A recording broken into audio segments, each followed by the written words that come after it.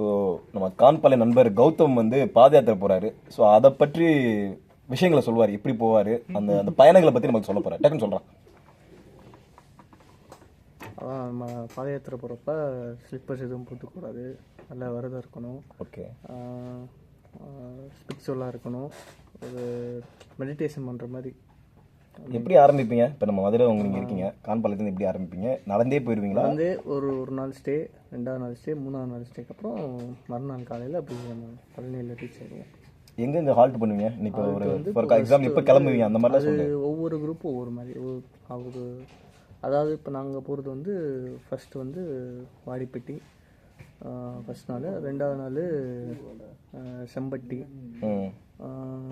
3வது நாள் ஒட்டஞ்சத்திரம் தாண்டி, அந்த மாதிரி.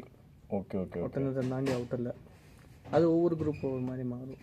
சரி, அப்போ வரப்போ நடந்து வருவீங்களா இல்லை அது வரப்போ பஸ் வரும்போது நடந்துருவாங்க. Okay okay. ஸோ வரப்போ எங்களுக்கு வந்து பஞ்சாமிர்தம் எல்லாம் கண்டிப்பாக வாங்கிட்டு வந்துருங்க. ஸோ முருக பக்தர்களுக்கு வந்து ஒரு வணக்கத்தை போட்டுருவாங்க. தேங்க்ஸ்.